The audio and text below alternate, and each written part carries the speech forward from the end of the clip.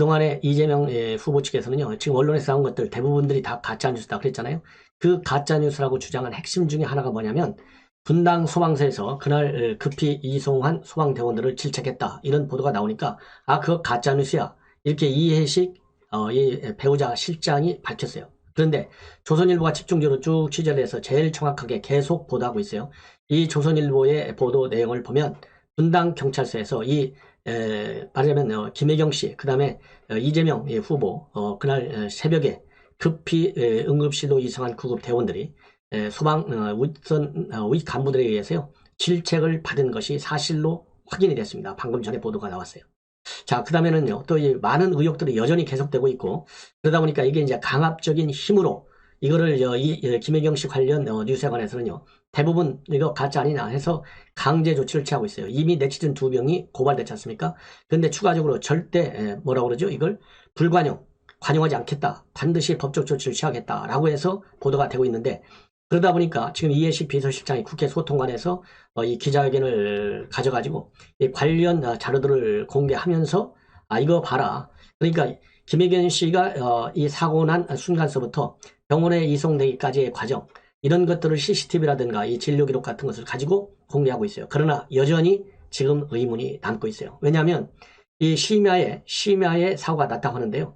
자, 과연 뭐 지금 왜 의식을 잃는다?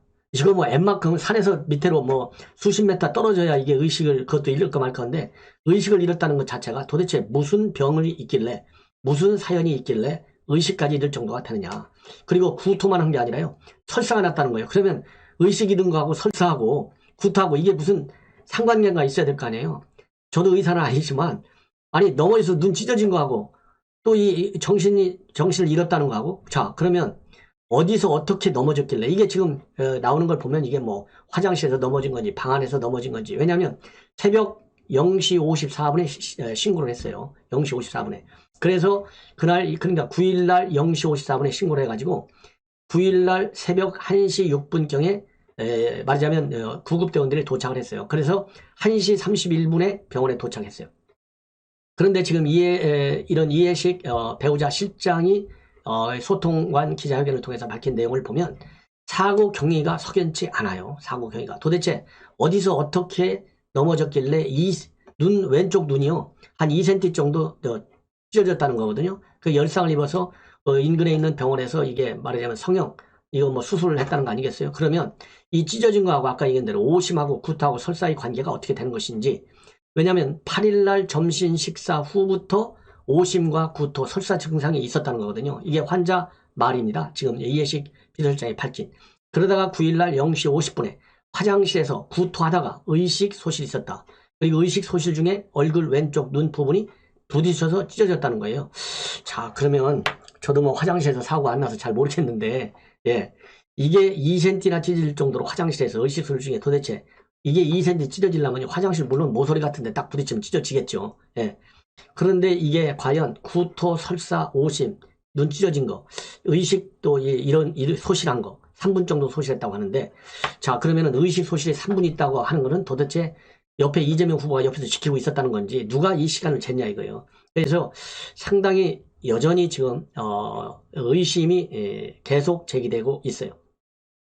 그래서 이 진료 기록에도, 물론 진료 기록은 이해식 비서실장이 밝힌 거하고 비슷하게 나와 있다고 그래요. 이해식 의원이 밝힌 진료 기록을 보면 환자 내원 당시 의식이 명료하고 혈압, 맥박, 체온 이런 신체 활력 징후와 신체 진찰 그리고 신경학적인 평가 결과는 특이 소견이 없다고 기록되어 있다.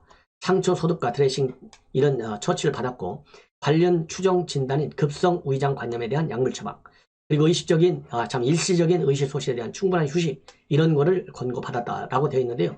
급성 위장 관염 이거 뭐 급성 위장 관염 뭐 있을 수가 있겠죠. 그런데 그게 의식 소실하고 어떤 또 관계가 있는지 물론 뭐 이게 합리적으로 다 연계되어 있다 의학적으로 또 이러지 않고 그냥 느닷없이 일어난 상황이니까 이런 것들이 일시적으로 발생할 수 있겠죠. 자 그래도 하여튼 좀 이상하다 이거예요. 그래서 내원한 당일 9일날 새벽 6시 55분에 결국은 퇴원했다는 거예요. 그러면 아까 말씀드린 대로 0시 50분에 화장실에서 구토하다가 쓰러졌잖아요. 예, 0시 50분에. 그래서 1시 6분에 도착, 1시 31분 병원 도착. 한 25분 걸리는 거죠. 그리고 나서 아침 6시 55분, 그러니까 1시부터 한 7시 이렇게 잡으면 6시간 정도 병원에 있었다는 거예요. 그리고 또 이제 왼쪽 눈 2.5cm 열상과 관련해서는 인근 의료기관에서 봉합치료를 받았다라고 돼 있어요. 자, 하여튼 말이죠. 일단 뭐 쾌유하기를 바라고, 뭐 저야 뭐 가짜뉴스 같은 거 전혀 관심 없는 사람이니까 저는 그 가짜뉴스 보다라고 해도 안 하는 사람이잖아요. 자, 그래서 이해식 실장의 경우에는 배우자 김혜경 여사의 부상을 둘러싼 악의적이고 조직적인 허위 조작 정보의 생산 또는 유포에 대해서 자고면하지 않고 엄중한 법적 조치를 취할 것이다. 지속적인 모니터링을 통해서 단 한 명도 남기지 않고 책임을 물을 것임을 다시 한번 밝힌다. 이렇게 얘기를 했어요. 그리고 이재명 후보도요, 입장문을 통해서 제 아내를 후송한 119 구급대원을 비난하지 말고 질책하지 말아달라. 이런 제목의 글을 올렸어요. 예. 자, 그리고요, 이재명 후보가 이제 올린 글을 보면 본인이 119 도착했을 때 복장을 갖추고 누구인지 끝까지 말하지 않았으니 누군지도 알 필요도 없고 알 수도 없었다.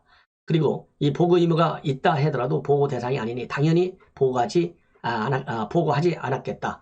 그러면서 이 3명은 훌륭한 공직자였다. 성실하게 임무를 잘했다. 질책가 아니라 격려를 했어야 된다. 이런 입장문을 밝혔어요. 자, 그런데 지금 이제 조선일보가 조금 전에 보도한 내용을 보면요, 이 보도가 오늘 오후 그러니까 오후 3시에 보도가 됐어요. 그러니까 지금 시간이 이제 5시가 조금 전이니까 이재명 측 가짜 뉴스라더니 소방당국 구급대원 질책 사실 이렇게 해서 제목으로 보도가 됐어요. 그래서 이제 소방대원 분당 소방서에서 이 사람들을 불러다가 그 다음날 비번 근무인데도 불구하고 불러다가 질책을 했잖아요. 예, 질책을 했는데 이게 또 가짜 뉴스다라고 이재명 후보 측에서는 보도를 내용을 뭐라고 그럴까요? 부인했어요. 뭐라고 부인했느냐? 구급대원들이 상부 보호를 하지 않았다는 것으로 닥달당했다는 보도가 있던데 사실이 아니다. 악의적인 가짜뉴스 형태의 작용이 있지 않나 싶다. 이렇게 이해식 의원이 주장을 한 거예요. 그런데 소방당국에서는 경기 분당 소방서에다가 사실관계를 해보니까 불러서 질책했다라고 하는 것이 확인이 됐어요. 즉 경기도 소방재난본부가 확인한 거예요. 그래서 즉시 조사에 착수해서 사실을 확인한 결과 주요 인사에 대한 이승보고를 누락했다는 이유로 출동한 대원들이 질책을 받은 사실을 확인했다. 소방의 날 행사가 있어서 해당 대원들은 12시경부터 20분가량 조사를 받았다. 그리고 구급대원들에 대해서 부적절한 조사를 진행한 해당 소방서 직원에 대해서 엄중 경고한 후에 위법사항이 확인될 경우 문책할 방침이다. 이렇게 해서 경기도 그러니까 소방재난본부에서 이 사실을 확인한 거예요. 그러니까 이재명 배우자 비서실장이 이해식 의원이 거짓말한 거예요. 예, 거짓말한 거. 그래서 이거와 관련해서 국민의힘 측에서 뭐라고 반박하고 있느냐? 이러한 이 질책 논란과 관련해 가지고 이거는 임기 말에 전형적인 알아서 기기 내지는 웃선 눈치 보기 형태가 아닐 수 없다. 그리고요, 그들은 소방가로서의 의미를 다 했는데도 VIP 이송보고를 하지 않았다는 이유로 지휘부로부터 30분간이나 질책을 받았는데 목숨을 걸고 인명구제에 헌신하는 소방대원들이 소임을 다했는데도 부당한 질책을 받아야만 했는데 더구나 이후 해당 대원들을 질책하지 말라는 이재명 후보가 그런 입장문을 내니까 다시 지휘부에 대한 주의 조치를 내리기도 했다니 이 같은 코미디가 또 어디 있단 말인가. 제 할 일을 다하고도 마음이 언짢았을 소방대원들에게 위로의 말을 전한다. 이렇게 입장을 밝혔습니다. 자, 이게 참 기가 막힌 현상이 나타나고 있고요. 그 다음에는 또 문재인 대통령의 복심 중에 복심, 그 중에 하나가 누구죠? 윤건영이에요. 국정상황실장 출신이잖아요. 윤건영 의원이 오늘 국민일보 인터뷰를 통해서 이재명을 때렸어요. 이재명 후보가 최근에 말이죠, 본인의 지지율이 박스권에 딱 갇혀 있잖아요. 30% 이쪽 저쪽 딱 멈춰서 있어요. 한 33, 4%대. 그러니까 지금 굉장히 긴장하고 있잖아요, 여당이. 자, 그러다 보니까 이재명 후보가 어떤 꼼수를 쓰고 있느냐? 문재인 정권과의 차별화를 시도하고 있어요. 근데 이 차별화를 시도하는 이재명 후보에 대해서 윤건영 후보가 직격탄을 날리고 있습니다. 뭐라고 날렸느냐? 차별화라고 하는 것은 마이너스 정치다. 대선에서 이기기 위해서는 플러스 정치가 돼야 한다. 그러면서요, 이 차별화는 이분법적인 사고이고 차별화를 상대가 얘기하면 이간질 전략이 된다. 지금은 이간질 전략이 통하는 시대가 아니다. 이러면서요, 이재명 후보의 마이너스 정치 하지 말라. 엄중 경고문을 내놓고 있습니다.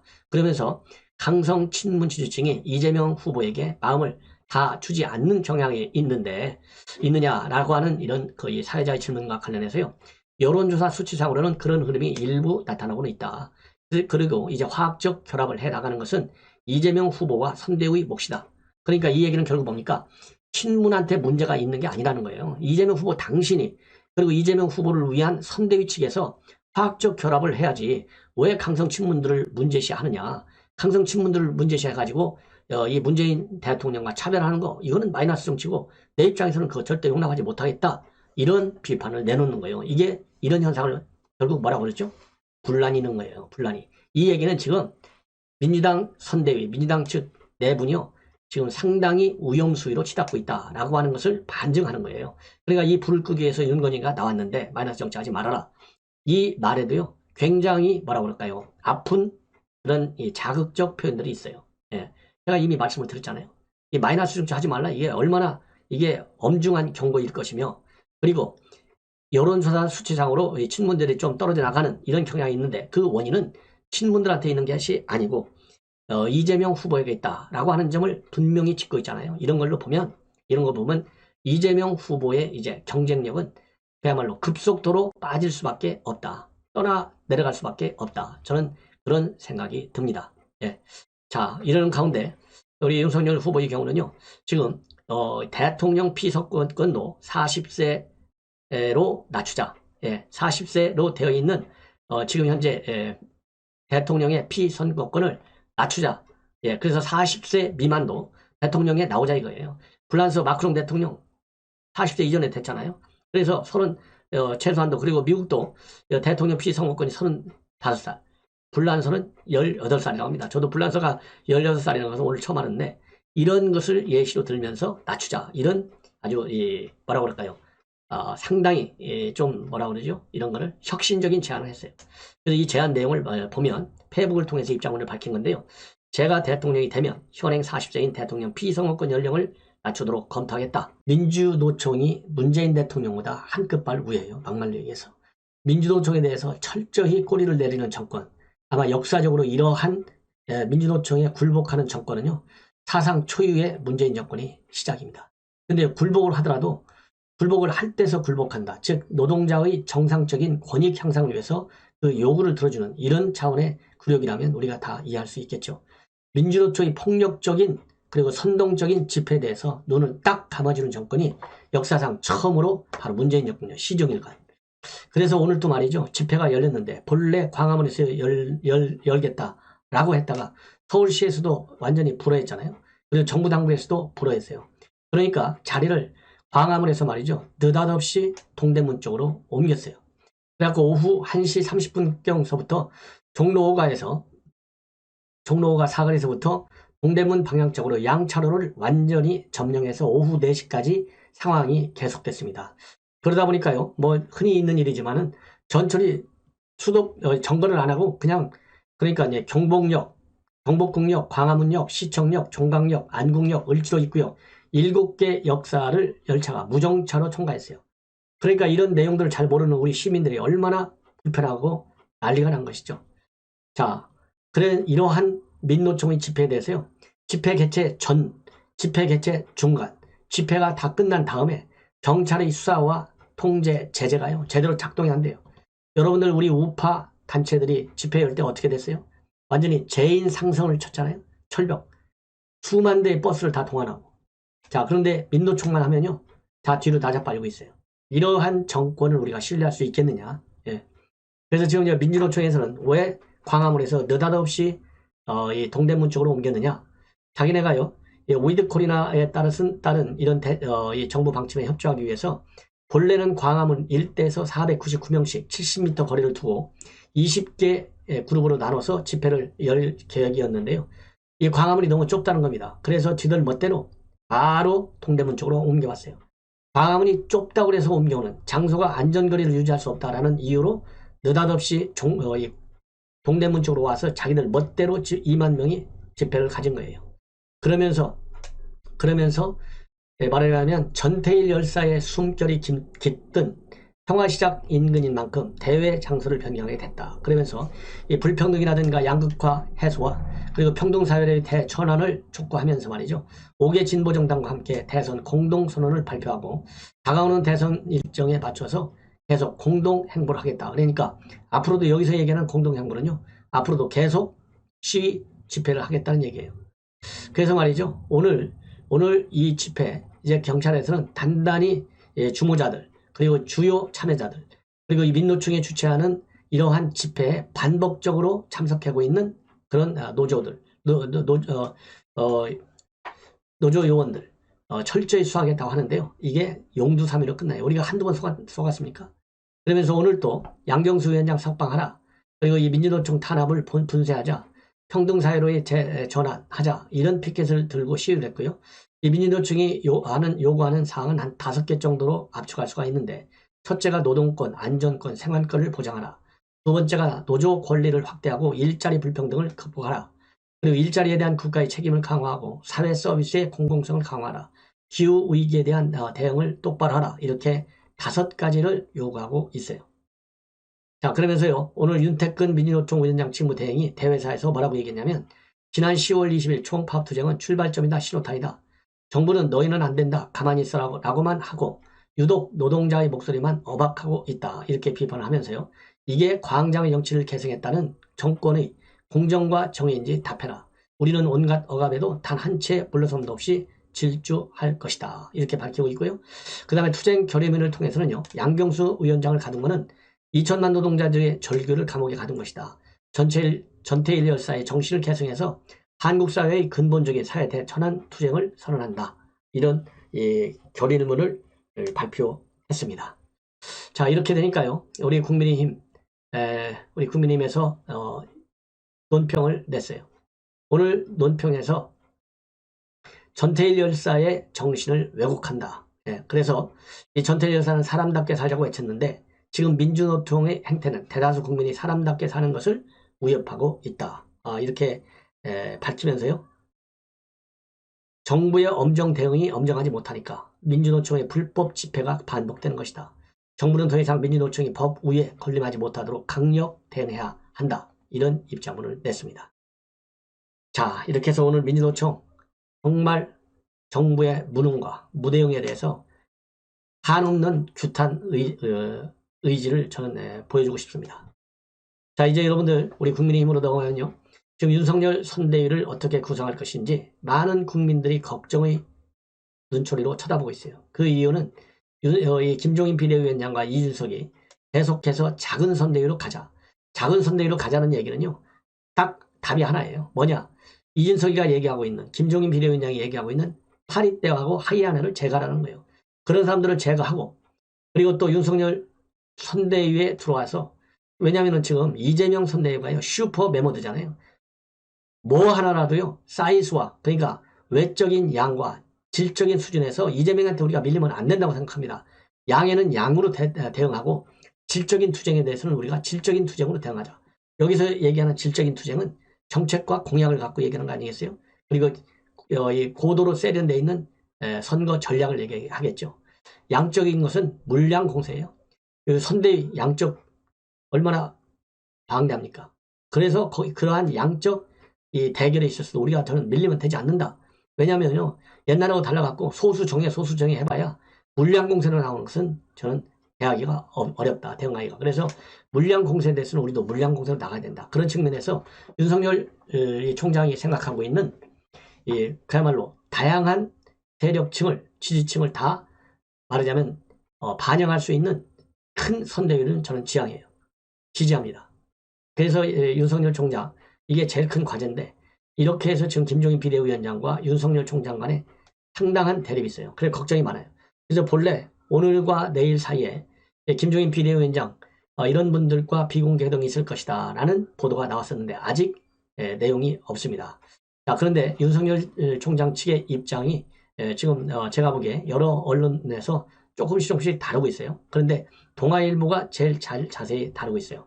동아일보에 나와 있는 윤석열 후보 그리고 캠프의 입장을 제가 말씀을 드리겠습니다. 오늘 하루 종일 윤석열 총장이 공식 일정을 잡지 않고 캠프 실무진들과 구체적 인선 방향을 논의했다고 합니다.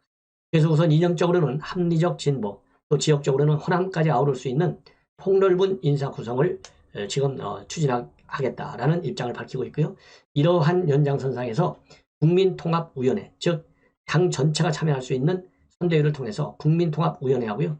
또 시민들이 함께 할 수 있는 국민 공감 정책단 이 신설을 적극 검토하고 있다. 이렇게 지금 알려지고 있습니다. 그리고 선대위 인사와 관련해서도요. 이 많은 사람들을 끌어다 놓으면 국민이 식상해하고 똑같은 얼굴을 내놓는 것이다. 그래서 새로운 정치를 하겠다고 하면서 과거 정치인들에 둘러싸이면 이거는 걱정된다. 이래서 김종인 비대위원장이 작은 선대위를 강조했지만은 윤석열 총장은 앞에서 얘기한 대로 국민통합위원회 설치, 국민공감정책단 이런 신설과 같은 큰 선대위를 지금 지향하고 있다. 이런 보도가 나오고 있고요. 자, 그런 측면에서 지금 홍준표 의원의 영입도 상당히 필요한 상황인데 지금 현 상황에서는 이 홍준표 의원 같은 경우는 지금 청년꿈 플랫폼을 만드는데 집중하고 있어요. 그래서 지금 당장 영입하는 데는 상당히 어려울 것 아니냐. 그래서 지금 입장에서는요. 통합을 보여주기 위해서는 홍준표라든가 유승민, 원희룡의 영입도 필수이기는 하지만 지금 시간적 여유가 없기 때문에 그러니까 홍 의원을 설득해서 영입시킬 만한 시간적 여유가 없다는 겁니다. 그래서 일단은 김종인 비대위원장을 먼저 모시고 나서 해야 될 것 아니냐. 그런데 이제 캠프 일각에서도 김종인 비대위원장이 오면은 더 홍준표 후보의 의원의 영입은 더 어려워지는 것이 아니냐. 이런 비관적 얘기도 나오고 있다고 하고요. 자, 그 다음에는 지금 현재 경선 기간 내내 윤석열 후보를 도왔던 광화문 캠프의 전현직 의원들도 선대위의 참모진으로 대거 중용될 것으로 지금 알려지고 있어요. 그래서 이 중에서 말이죠. 실무적 조언을 아끼지 않은 사람들, 적극적이었던 사람들은 정진석과 권성동, 그리고 장제원. 그래서 친이계 대부분이 인사로 되어 있는 점이 좀 특징 중에 특징이다. 그리고요, 이 주호영과 김태호, 박진, 그다음에 심재철, 유정복 이런 사람들도요, 상임 또는 공동 선대위원장으로 합류할 예정으로 있다. 이렇게 지금 알려지고 있습니다.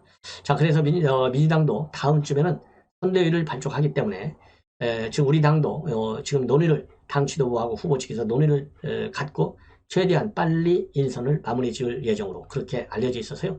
상당한 이제 골격이 잡혀지는 상황인 것처럼 지금 보입니다. 자, 그런데 이런 선대위 구성과 관련해서요. 이 친이계들이 이제 대거 여기에 들어가는 것이 아니냐. 그러면서 친이계가 들어가면 이거 대선이 물 건너간다. 이런 아주 비판적 시각을 진중권 교수가 내놓고 있어요. 이렇게 내놓게 된 결정적 계기는 최근에 이재호 의원이 말이죠. 지금 현재 김종인 비대위원장 킹메이커 한 번 했으면 됐지 몇 번씩 하려고 그러냐 비판적 입장문을 내놨어요. 자, 그러다 보니까 이제 진중권 교수는 바로 이 이재호 의원이 앞에서 이렇게 딱 치고 나온 것이 친이계의 대거 영입으로 이어지는 것이 아닐까 하는 우려를 하는 것 같고 거기에 대해서 비판을 하는 것으로 제가 보기에는요 해석이 됩니다. 자, 여기에 대해서 진중권 교수 구체적으로 뭐라고 했냐면 자기들끼리 해보라 그러죠. 벌써 다 이긴 것처럼 신났던데 이 친이계를 두고요.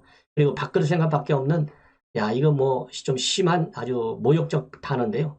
돌대가리들이 이제와 같은 퇴문을 내세워 대리전 치르듯 잣대고 pot대고 강판한 죽은 말들 내리고 뭔 장기를 두겠다고 하는지 모르겠다. 이거는 상당히 좀 뭐라고 그럴까요? 너무 많이 나간 뭐라고 그럴까요? 진중권 교수의 평가다. 좀 우려스럽다 오히려.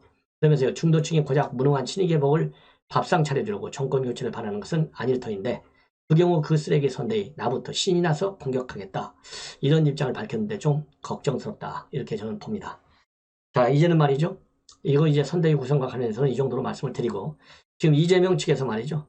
이준석 대표에 대해서 이 폐륜적 망언이다. 이렇게 지금 일가를 하고 나섰어요. 자, 그러니까 이준석 대표도 거기에 대해서요. 가족 간 욕설이 정말 폐륜이다. 이게 형수욕설 한 걸 얘기한 거잖아요. 사실상 폐륜적 발언의 시작은 이재명이죠. 누가 보더라도. 그거는 뭐 거짓말 할 수가 없잖아요. 이런 거는 이 폐륜적 발언을 누가 했느냐는 시간이 말려줘요. 지금 뭐 이재명이가 그 형사한테 욕한 게 지금 몇 년 전 아니겠어요? 근데 어떻게 이준석 대표를 갖다가 폐륜적 망언이라고 그렇게 얘기해요? 최근에 이제 이재명 후보 측에서 윤석열 후보 측에 가족을 건드렸잖아요. 본부장해서 본인, 부인, 장모 이거를 공격을 하니까 그래? 만약에 이준석 대표 얘기가 이재명 측에서 우리 윤 후보의 가족 문제를 본부장이라고 이렇게 딱 치고 돈다면 내가 한 대 맞으면 2배로 복수해 주겠다. 이 얘기를 했거든요. 이 얘기를 가지고 지금 이재명 후보 측에서 난리가 났어요. 그래서 박찬대 수석 대변인이 오늘 기자회견을 가졌어요. 거기에서 민주당에서 윤석열 후보 가족을 둘러싼 의혹을 규명하겠다고 예고하자 덜컥 겁신한 모양이다. 이준석 대표는 패륜적 망언을 사과하라. 이렇게 얘기했어요. 왜냐하면 이준석 대표가 어제 KBS 라디오에서 이재명 후보가 윤석열의 가족을 건드렸으니 저도 앞으로 자신감 있게 이재명 후보의 가족을 건드리겠다. 이렇게 딱 선언을 하니까요. 아, 이거 패륜적 망언이야. 이렇게 지금 박찬대 대변인이 치고 들어오는 거예요. 그러면서 박찬대 대변인이 이재명 후보 가족에게 도대체 무슨 의혹이 있어서 건드리겠다고 말하는 것인지 황당하다. 자당 후보 의혹 규명하면 나는 억지 의혹이라도 제기하겠다는 식의 저급한 언사는 자제하기 바란다. 누가 누구한테 이 저급한 언사를 하는 건지 도대체가 알 수가 없습니다. 예. 그러면서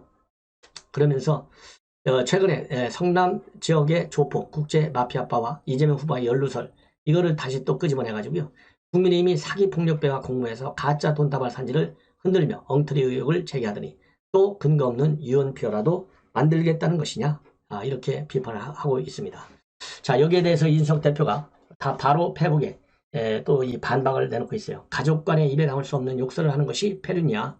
이 얘기는 이제 형수 욕설 얘기하는 것이죠. 이재명 후보 측에서 본전도 못 찾을 패륜 이야기를 하다니 뭔가 의아하다. 이렇게 입장을 밝혔어요. 이걸 가지고 이제 패륜적 망언이라고 지금 하고 있는 것이죠.